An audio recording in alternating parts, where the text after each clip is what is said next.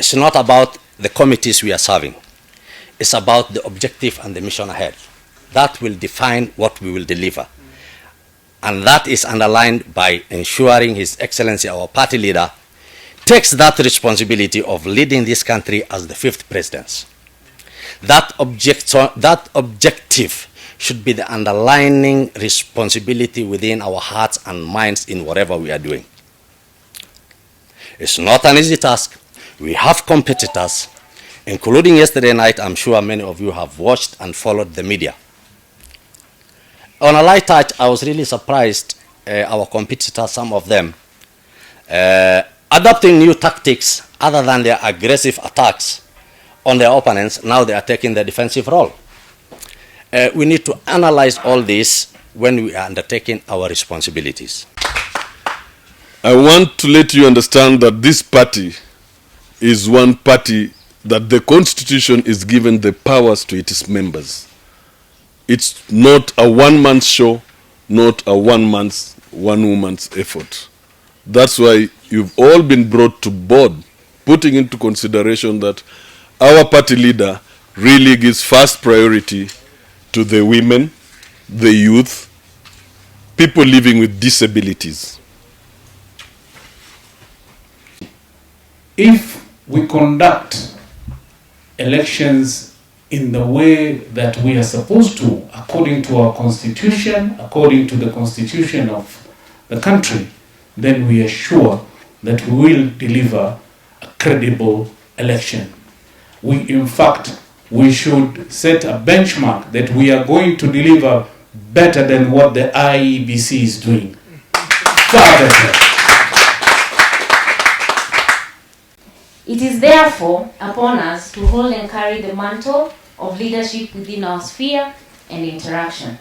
The dignity of the party is therefore engraved in our hearts. And it's my prayer that I'm speaking for all of us.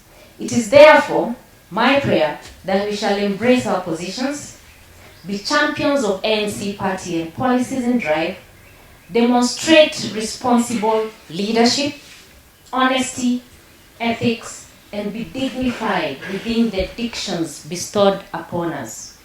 As leaders, always remember, human beings have the tendency to forget what we say, what we do, but they never forget how we make them feel. To the party leader, this country needs your astute leadership, and the drums have already started beating. It is therefore yours to take. Recognize that there's always somebody there with a better idea than yourself at any given time. That is what we need to appreciate.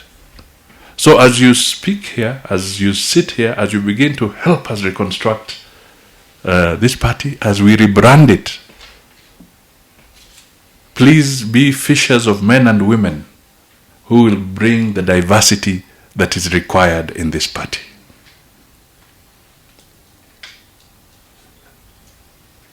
I must admit that previously there was some concern that it was heavily tilted towards Western Kenya.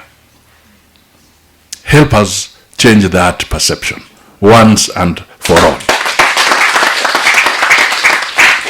so that it can be truly felt by those who have had those misgivings to realize that no, we want to make that difference. We want to pull forward. We want to draw the best. Let us console. We have just begun. We are just scratching the surface, if I may put it that way. Because the events that are going to unfold in this country now and in the build-up to the 2022 elections are going to be very earth-shaking, I'm sure. There'll be events that will require a lot of prayers. There'll be events that will require steadfastness from us individually and collectively. So, let me put it this way. You have entered the deep end. So we will all have to start swimming from the deep end. Not from the shallow end, but the deep end.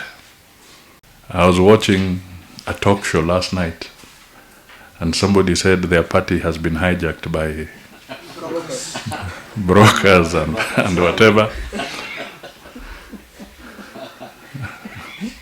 We were watching others, they are flip-flopping on whether there's corruption, or whether to support corruption or not to support corruption. And those are the gaps.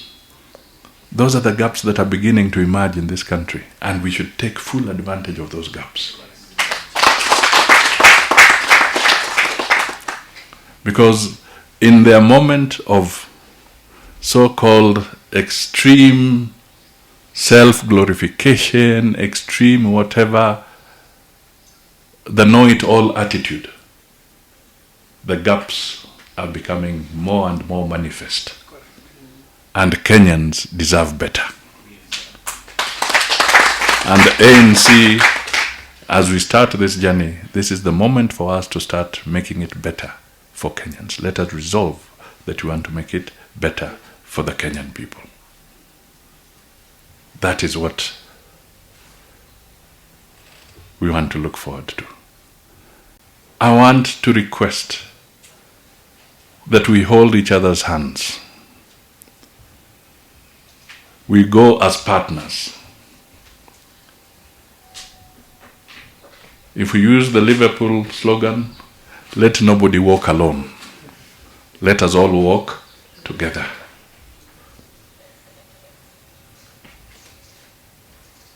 It's a partnership. That is what I want to cultivate out of this. It's a partnership. The biggest fear or the biggest folly at any one time is when somebody imagines that you need to work with people from a position of authority as opposed as a position of partnership. I want us to work as partners. So in between these organs that have been set up, you'll be tasked to help us go through the election and nomination processes between now, not just within the framework of the party, but even later, when now we are dealing with the candidates to represent our party in the various organs in this country. We must systematically start showing people that we are actually the government in waiting. Very, very systematically. That is what we should start showing them.